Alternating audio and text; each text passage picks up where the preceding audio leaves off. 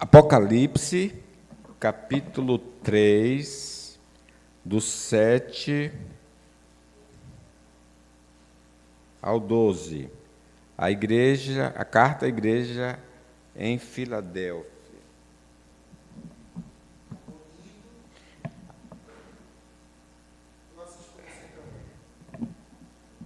A igreja de Deus em Filadélfia, capítulo 3 de Apocalipse, do 7 ao 13.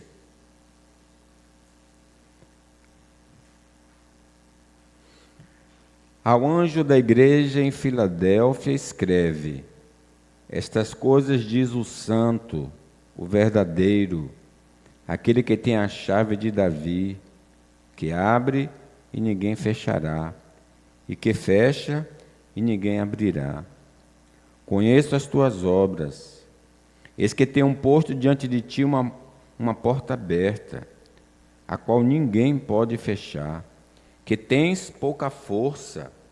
Entretanto, guardaste a minha palavra e não negastes o meu nome. Eis que farei que alguns dos que são da sinagoga de Satanás, desses que a si mesmos se declaram judeus e não são, mas mentem, eis que os farei vir e prostrar-se aos teus pés e conhecer que eu te amei. Porque guardaste a palavra da minha perseverança, também eu te guardarei da hora da provação que há de vir sobre o mundo inteiro, para experimentar os que habitam sobre a terra.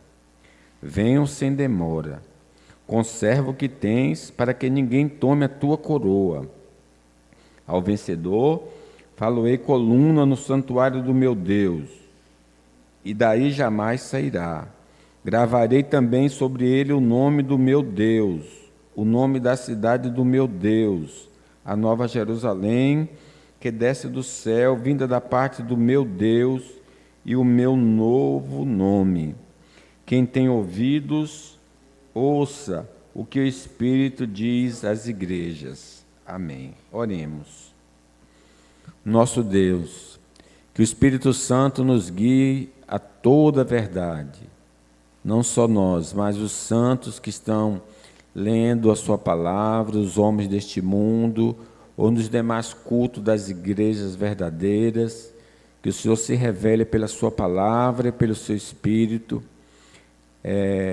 banindo toda a nossa ignorância acerca da sua vontade, do Evangelho, que haja salvação, que haja edificação para o louvor da tua glória, em nome de Jesus.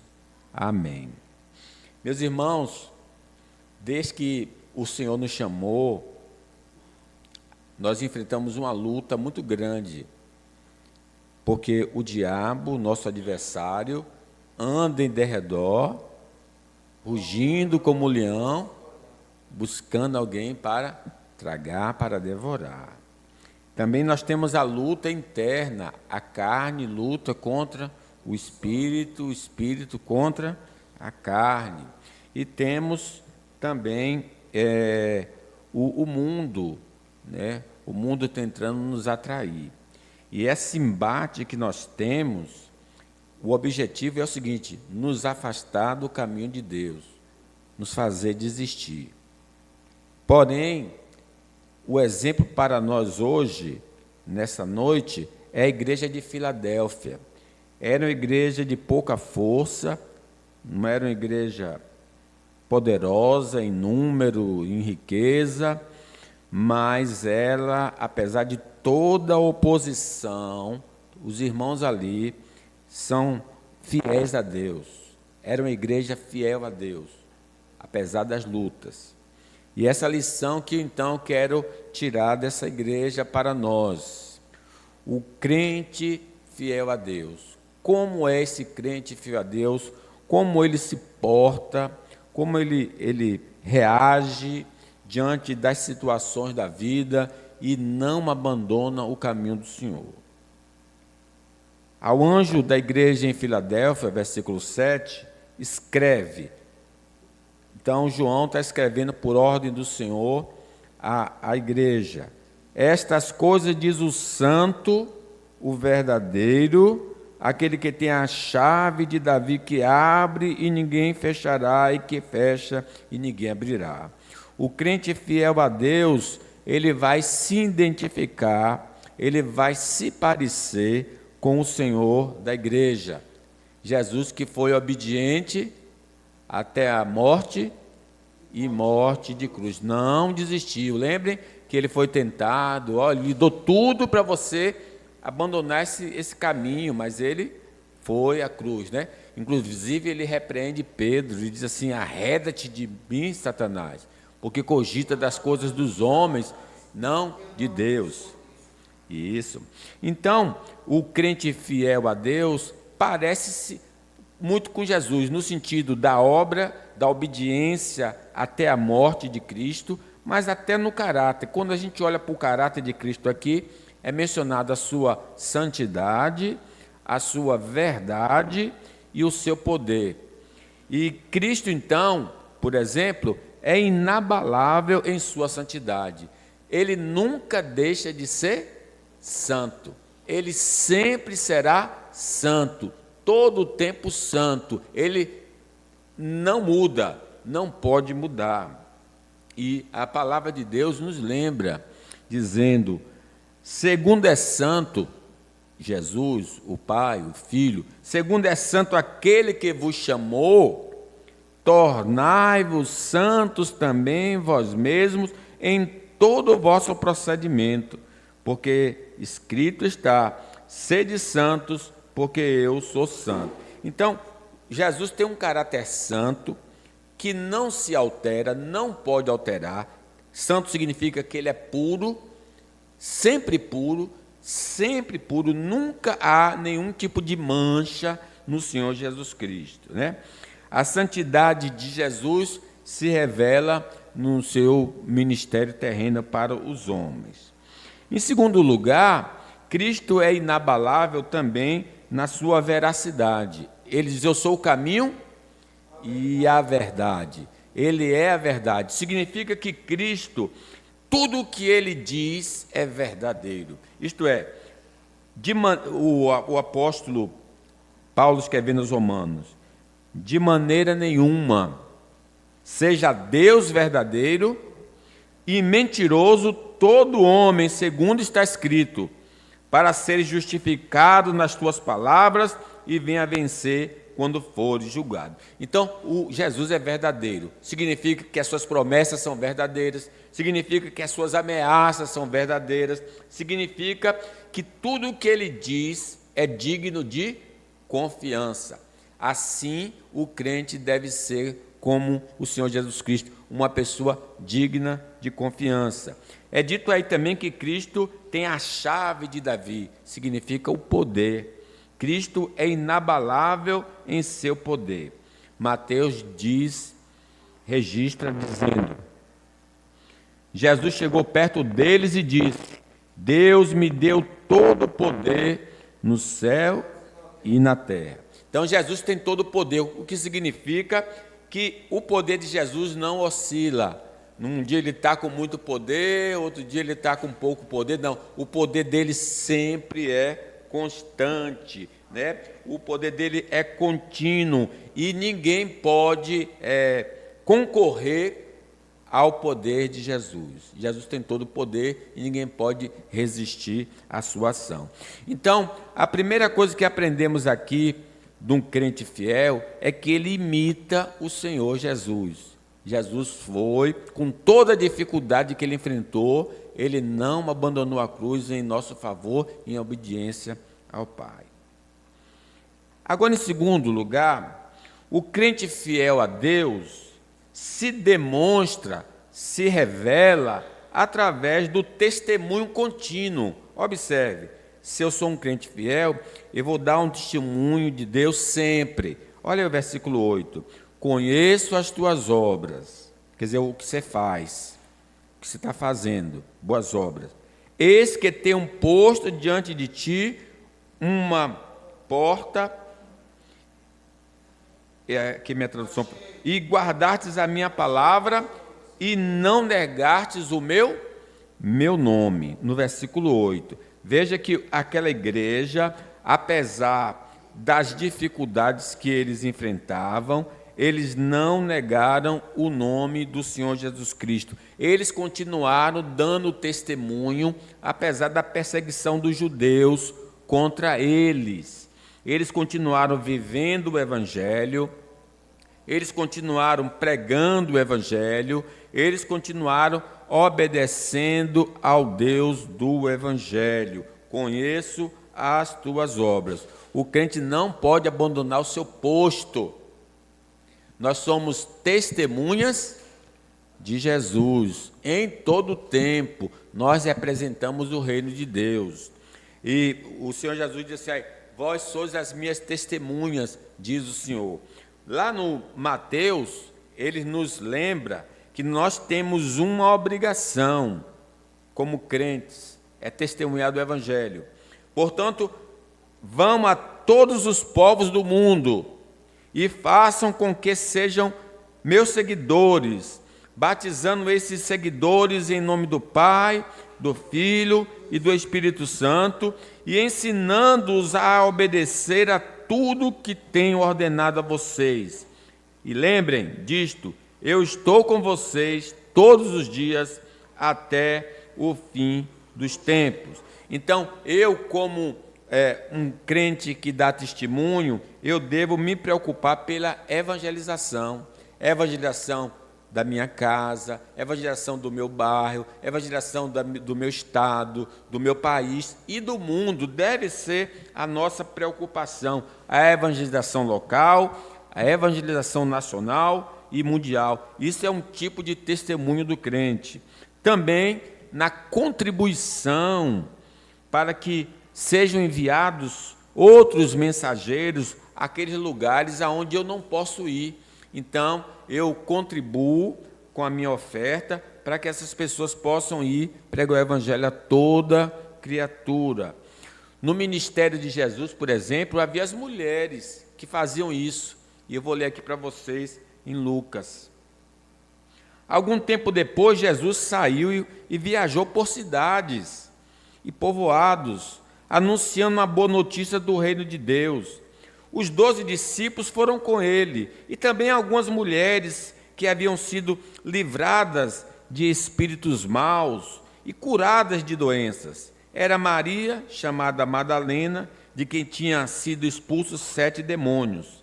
Joana, mulher de Cusa, que era alto funcionário do governo de Herodes. Susana e muitas outras mulheres que, com seus próprios recursos, ajudavam Jesus e os seus discípulos. Então, vejam, havia mulheres que contribuíam para Jesus e os apóstolos irem pela Judéia pregando as boas novas de salvação. Então, meus irmãos, o crente fiel a Deus, ele fica dando o seu testemunho moral, o seu testemunho da pregação, o seu testemunho da contribuição, da oração. Ele tem de fazer isso porque é o dever. Ele é um soldado de Jesus. Nós somos soldados de Jesus.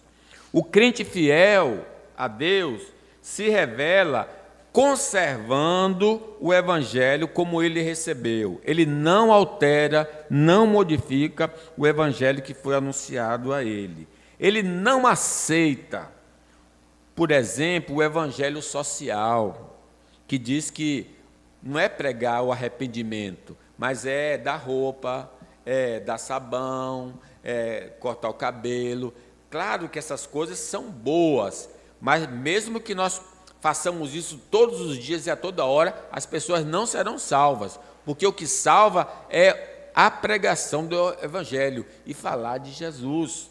Então, ele não aceita, o crente fiel, o Evangelho social, mas ele quer o Evangelho que se pregue o arrependimento e a fé em nosso Senhor Jesus. Como é que João Batista iniciou seu ministério? Arrependei-vos e crede no Evangelho. Nós conservamos essa mensagem, ainda que nós possamos ajudar as pessoas, mas a gente não pode deixar de anunciar as boas novas de salvação. Nós não concordamos com um crente fiel. Um crente fiel não aceita o evangelho das boas obras. Sim, tem pessoas que ensinam que se você fizer coisas boas, Deus vai abrir a porta do céu e deixar você entrar. Não vai. Não é essa a mensagem do evangelho. Algumas pessoas até em Atos dos Apóstolos estavam dizendo isso, ensinando assim. E nós encontramos o registro no capítulo 15. Alguns indivíduos que desceram da Judéia ensinavam aos irmãos: se não vos circuncidardes, segundo o costume de Moisés, não podeis ser salvos. Então eles ensinavam que participando de uma cerimônia a pessoa podia ser salva. Não é essa a mensagem. A mensagem de Salvador é que só Jesus Cristo salva, e não cerimônia, batismo, ceia. Isso a gente deve fazer por ordem, obrigação, por ordem divina, mas isso não pode salvar. Quem salva é só Jesus. Aí diz a palavra ainda: tendo havido da parte de Paulo e Barnabé contenda e não pequena discussão com eles, resolveram que esses dois e alguns outros dentre eles subissem a Jerusalém aos apóstolos e presbíteros com respeito a essa questão. Aí Pedro respondeu na assembleia: agora, pois, porque tentais a Deus, pondo sobre a servir dos discípulos um jugo que nem nossos pais puderam suportar, nem nós, mas cremos que fomos salvos pela graça do Senhor Jesus Cristo, como também aqueles o foram. Então, nós não acreditamos no evangelho do Espiritismo, evangelho das boas obras, nós acreditamos no evangelho que crê somente em Jesus para a salvação. Nós não aceitamos, por exemplo, que as pessoas estão dizendo por aí: o mundo está precisando de pessoas religiosas. A violência que está imperando no Brasil, por exemplo, na Bahia, é porque as pessoas não são religiosas, não estão indo para uma religião. Ela precisa ser religiosa para que o caráter dela mude. Fecha aquela porta ali, Ana, por favor. Ela acha que a religião pode mudar. Irmãos, não. O que pode mudar é o homem se reconciliar com Deus através de Jesus Cristo. Jesus veio nos fazer reconciliação com o Pai. E só podemos ter reconciliação com o Pai recebendo o Filho como Senhor e Salvador da nossa vida.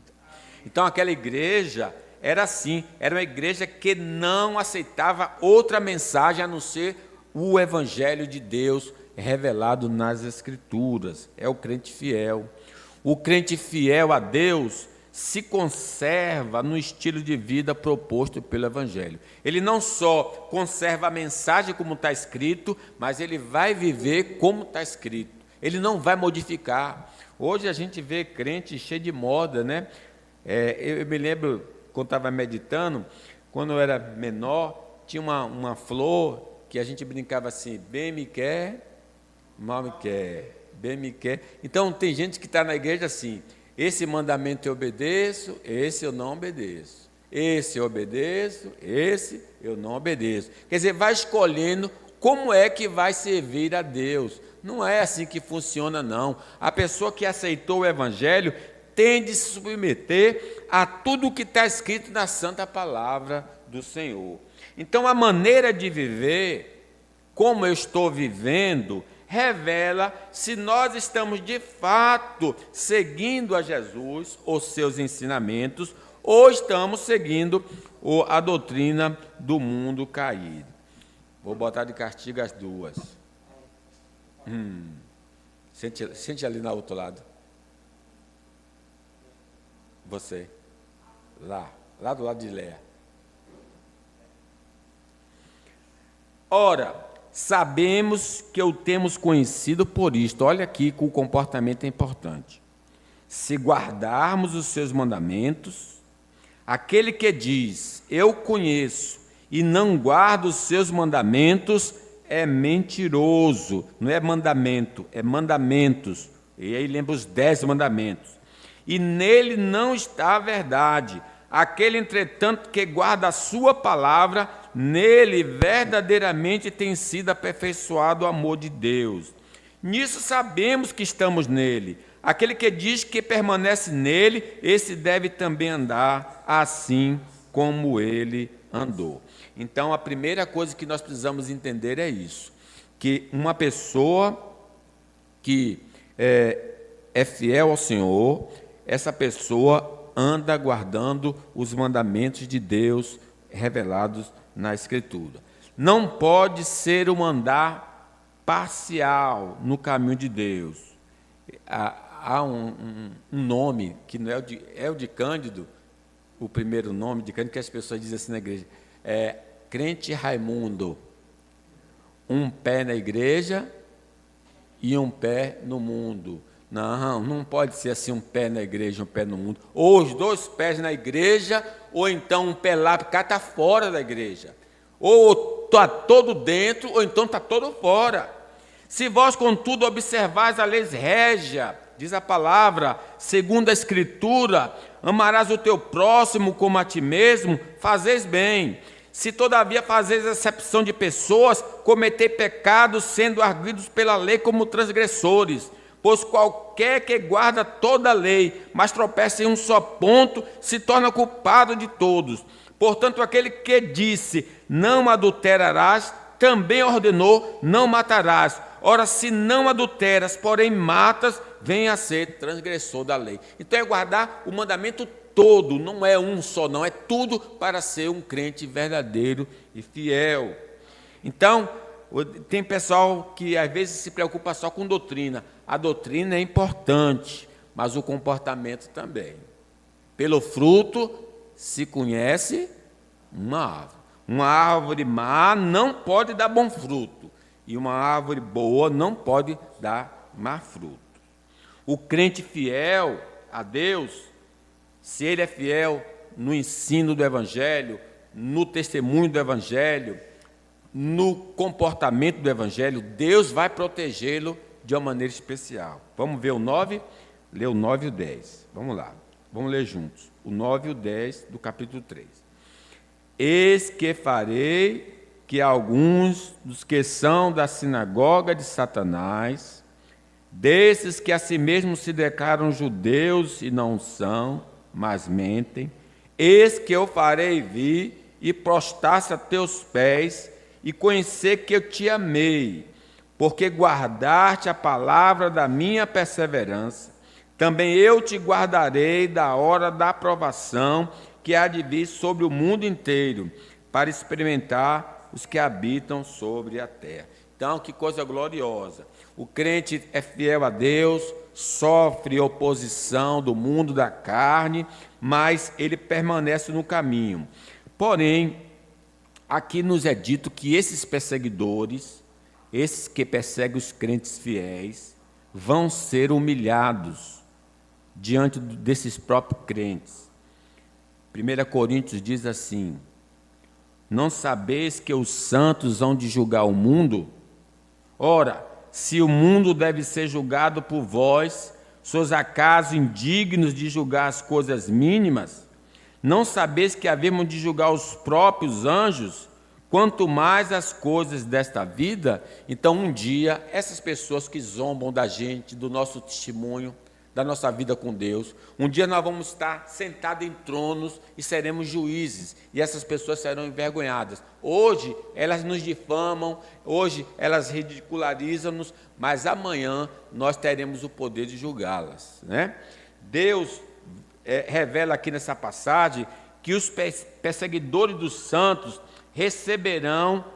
perceberão que o Senhor os ama. Sim, haverá um dia, lá na eternidade, que o Senhor vai dizer na frente de todo mundo: vinde benditos do meu Pai, possuir por herança o que está reservado para vós. Hoje eles nos esculacham, nos desprezam, mas lá naquele dia o Senhor Jesus vai dizer: vem cá, Léa, vem para junto de mim. Aí o pessoal vai ficar: ela indo porque ela foi fiel ao Senhor.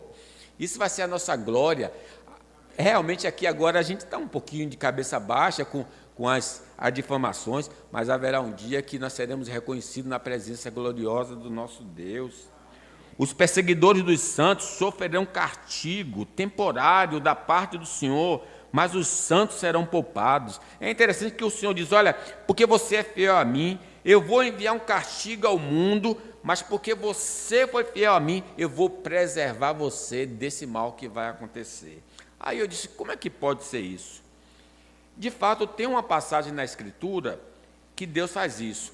Quando Deus lançou as pragas no Egito, Ele lançou 3 pragas. As primeiras 3 pragas atingiu todo o território e todo mundo que morava ali. Agora, quando chegou na 4ª praga, Deus disse o seguinte, Êxodo 8, disse o Senhor a Moisés, levanta-te pela manhã cedo e apresenta-te a Faraó, eis que ele sairá às águas. E diz-lhe, assim diz o Senhor, deixe ir meu povo para que me sirva. Do contrário, se tu não deixares ir o meu povo, eis que eu enviarei enxame de mosca sobre ti, e sobre os teus oficiais, e sobre o teu povo, e nas tuas casas, e a casa dos egípcios se encherão desses enxames, e também a terra em que eles estiverem. Naquele dia separarei a terra de Gósen, em que habita o meu povo, para que nela não haja enxame de mosca, e saiba que eu sou o Senhor no meio dessa terra. Então, quem sabe que mosca que chega agora, esse período do verão, começa as moscas a encostarem. É horrível, né? É incômodo. Aí Jesus disse, olha, eu vou fazer isso. Na terra do meu povo não haverá mosca, só nas suas casas. Então Deus está dizendo aqui no Apocalipse, se nós somos fiéis a Ele, quando Deus mandar certos males para atingir esses homens, nós seremos guardados. Lembrando, 1000 cairão ao teu lado, 10.000 à tua direita, e tu não serás atingido. Mas se houver fidelidade do crente. O crente fiel receberá recompensa eterna. Olha aí, versículo 11 a 13, leamos. Venham sem demora, conserva o que tens, para que ninguém tome a tua coroa. Ao vencedor, falo-ei coluna no santuário do meu Deus, e daí jamais sairá. Gravarei também sobre ele o nome do meu Deus, o nome da cidade do meu Deus, a nova Jerusalém, que desce do céu, vinda da parte do meu Deus, e o meu novo nome. Quem tem ouvidos, ouça o que o Espírito diz às igrejas. Ele está dizendo, se você for fiel a mim até o fim, lá, lembrando a outra carta, ser fiel até a morte e dar-te-ei a coroa da vida. Se o crente for fiel a Deus, ele vai permanecer sempre na presença de Deus. A coluna fica dentro do templo, diz, você vai ficar sempre na minha casa, sempre na minha presença. Essa é a maior bem-aventurança que alguém possa ter. E o Salmo diz, eu lembrei agora do Salmo, eu prefiro estar na tua casa do que em outro lugar 1000, né? Um dia nos teus átrios vale mais que 1000. Então, se eu for fiel, eu vou estar sempre no átrio do Senhor, sempre na casa do Senhor, sempre na presença do Senhor. Eu vou ser uma coluna dentro da sua casa. Eu vou estar sempre na presença de Deus. Diz assim a palavra. Então, ouvi grande voz vinda do trono, dizendo, eis o tabernáculo de Deus com os homens. Deus habitará com eles. Eles serão povo de Deus, e Deus mesmo estará com eles. Essa comunhão contínua. O crente fiel habitará para sempre na cidade de Deus. Diz assim, nela não vi santuário, porque o seu santuário é o Senhor, o Deus Todo-Poderoso e o Cordeiro. A cidade não precisa nem de sol, nem da lua, para lhe darem claridade, pois a glória de Deus a iluminou, e o Cordeiro é a sua lâmpada. As nações andarão mediante a sua luz, e os reis da terra lhe trazem sua glória. As suas portas nunca jamais se fecharão de dia, porque nela não haverá noite. E lhe trarão a glória e a honra das nações. Nela nunca jamais penetrará coisa alguma contaminada, nem o que pratica abominação e mentira, mas somente os inscritos no livro da vida do Cordeiro. Tratar seu nome lá, ser fiel até a morte, e dar-te-ei coroa da vida. O crente fiel vai entrar no estado de glória. Hoje, há muitas dores que nós sentimos, mas amanhã Ele enxugará dos nossos olhos toda a lágrima. Não haverá mais morte, não haverá mais pranto, não haverá mais dor, porque as primeiras coisas passaram. Louvado seja o nome do Senhor. Mas tudo isso só pode ser nosso se a gente não desistir, se a gente continuar no caminho do Senhor até o fim. Ah, pastor, mas eu estou enfrentando tanta luta, eu tenho tanta luta, desde que nasci eu estou sofrendo. Há 40 anos eu passo essa luta. Sim, mas no fim tem a coroa da vida. Que Deus nos dê a graça de fidelidade até o fim. Reverendo Cândido.